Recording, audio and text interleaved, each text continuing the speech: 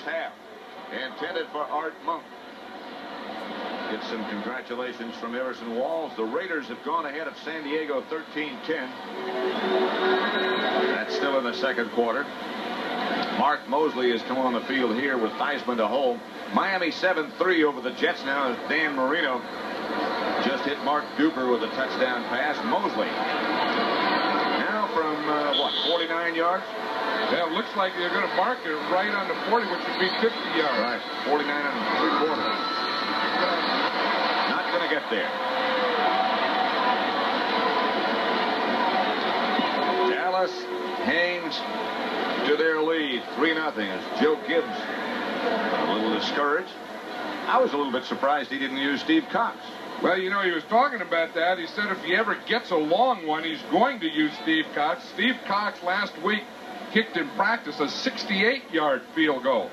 I think he probably figures that 50-yarder was probably the perimeter of Mark Mosley's range. You know, anything outside he'd have Cox do, anything inside Mosley would do. So I'm surprised they didn't run, you know, and try and pick up 5 more yards to make a sure field goal for Mosley. First and 10 from the 33 for the Cowboys, who lead. They give on a draw play to Dorsett, who can't find any room. Finally does do a little dance and gets out to about the 37. Next Saturday, CBS Sports College Football will present 2 key conference matchups. The Cowboys are going in a hurry. White, incomplete. Dorsett appeared to be the target, in that direction at least. Now things quiet down just a little bit. 25 seconds left to play in the first half. Cowboys leading on a 40-yard field goal by Rafael Septien, and the score is 3-0 with 25 seconds left to play in the first half. It'll be interesting to see what Tom Landry's decided to do. If he passes the ball and it's incomplete, he's going to have to punt, and the Redskins will get a couple more shots. If he runs the ball, then the Redskins are going to have less time. Out of the spread formation, so it appears he'll throw it. They give instead to Dorsett. He gets away from one tackler. Gets away finally from another one. Gets back to about the 35. Tony Peters takes him down. Clock stopped now with 16 seconds left to play. Of course, what's going to happen, the Redskins take the timeout, because if they don't, then the Cowboys would just let the clock run out.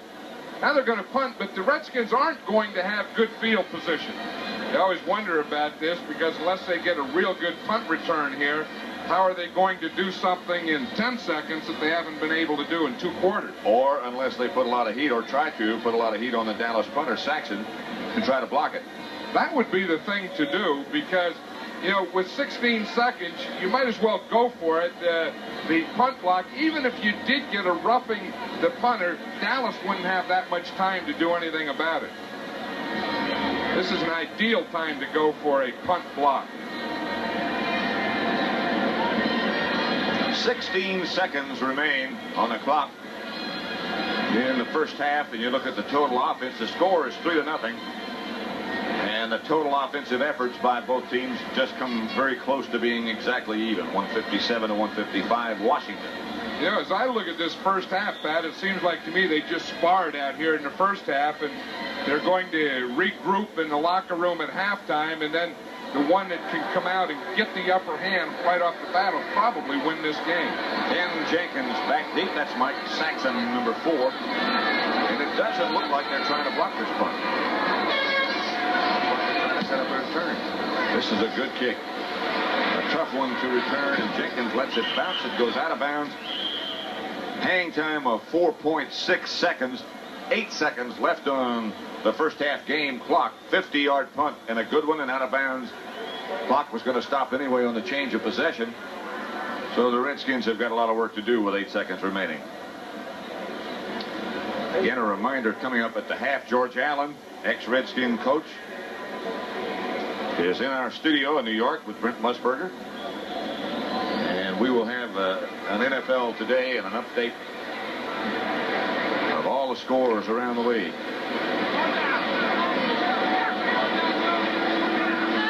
Out goes Bates. get out quickly. Redskins decide, okay, let's run it out and go regroup.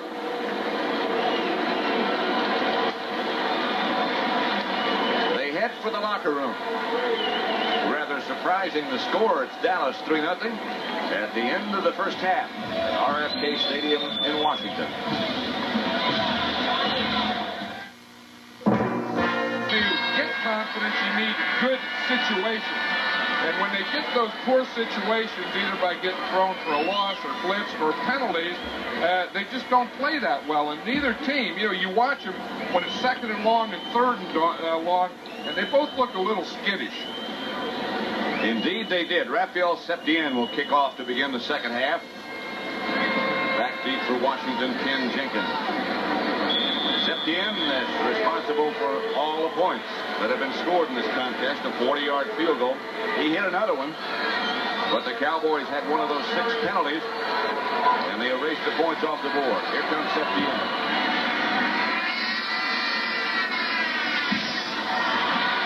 Jenkins to about the 21. That's another one of those design kickoffs where they go from one side of the field to the other and then sort of converge on that side. When you have a kicker that can kick the ball and aim it that well, that's a big play. Raphael Septien put the ball between the hash mark and the sideline, and then you can just take all your cover guys and just run them down into that area, and it's tough to get a return. Redskins had the ball at their own 21. Remember last year in this game, the first play of the second half, they came out firing deep, and it worked. Not this time. George Rogers, his first carry of the day. There's Washington and what they did in the first half with their possessions. Started at their own 29. There was the interception. Then they punted. Downs missed the field goal. And at their own 16, they chose to run it out. I think it was interesting that first play, Pat. One, that George Rogers is in there, too.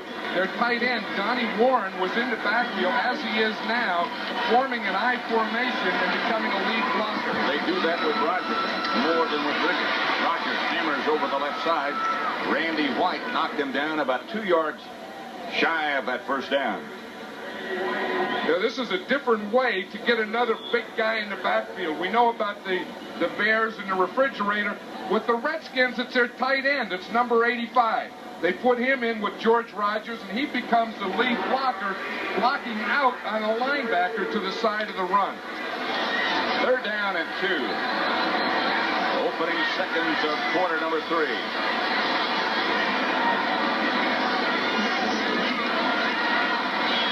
A hurry and a downer.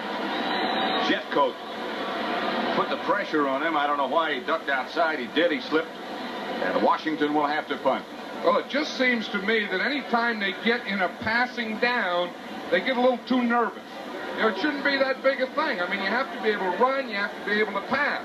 But, it seems like quarterbacks are getting knocked around so much today that they don't want to see passing downs anymore. They're seeing so many different defenses, so many different situation substitutions.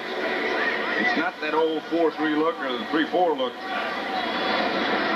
Here's Cox standing back at his own 6-yard line. Down the front. Good high kick, and Bill Bates will field it at his own 35. Gets it back to the 45. Stuart Anderson made the stop, a punt of 43 yards, a return of 10, so they net 33. Dallas coming up with their first possession of the second half. 3-0 Dallas over Washington next week.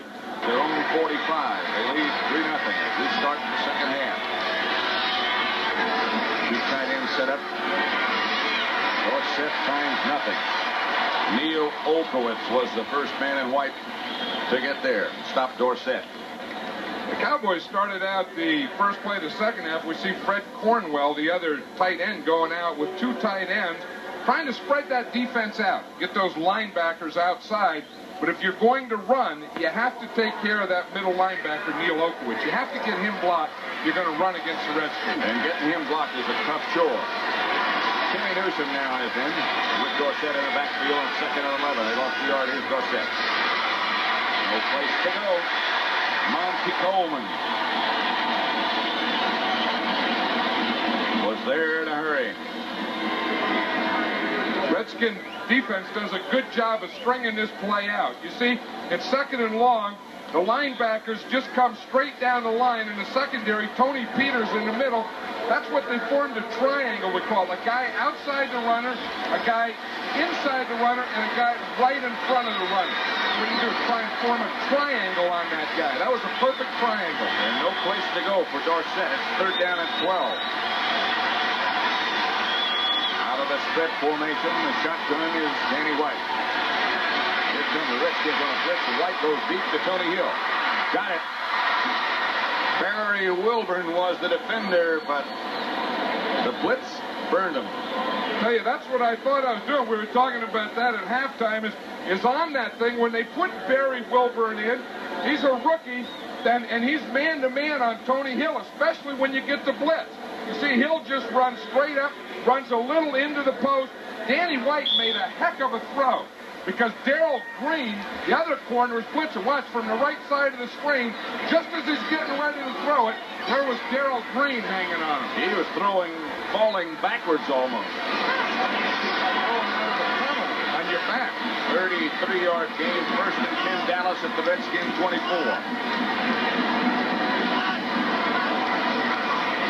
White to work to Hill. Couldn't quite stay in bounds. If he had been able to negotiate staying in bounds, he might have gotten down inside the 10. You know, Darrell Green, the corner, number 28, is a gambler. Now, the Cowboys know that, and the Redskins know it. Look, he looks in. He's not going to knock down Tony Hill. He's going to knock down the ball. Of course, that's a problem. When you miss the ball, then there's no one there except the sideline to get that guy. A gain of 7, 2nd and 3. That's the way Darrell Green plays. He's going to take the chance. He's going to come up with some of them, and you're going to get some of them on him. Tony Hill down to the right. The bottom of your picture right now with Darrell Green right in front of him. Mike Renfro is the man in motion. They give to Dorsett. He whirls, or tried to whirl to the outside. Still on his feet. Gets down inside the 15. Rich Malott. Redskin who made the stop. Close. Excuse me. I'm just going to say close to a 1st down. You know, that thing that the Cowboys did, I think would be a pretty good thing for the second half. Every time the Redskins go into their pass defense, I would work with Tony Hill on Barry Wilburn. I think that'll give him some big play. Was Gary Hogeboom standing alongside Tom Landry, signaling plays into Danny White.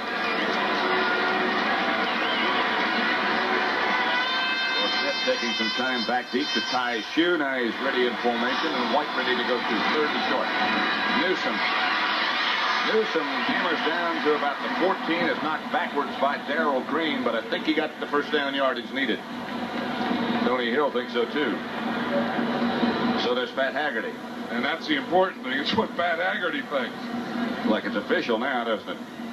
Tom Landry calling the plays. There's Hogeboom, Gary Hogeboom sending them in. Well, there's a lot of numbers that go there. Did you see that? Well, he has to give them the formation and then the play, and if it's a pass, the pass pattern. I would think with all that could very well be a pass. Looked like in the beginning it was smoking one of your cigars. Well, he had a lot of stuff going there. You don't need a lot of stuff for a simple little run. Tony Hill is wide to the left. Renfro is wide right. They are going to throw. They get it out to Newsom. Newsom has it slide right through his hands. 3rd quarter.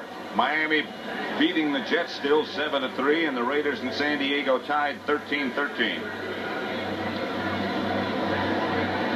See what happened to Newsom. I think it just slid through his hands. Well, here was the one that Hogeboom was given all these things on it. All it is a play pass.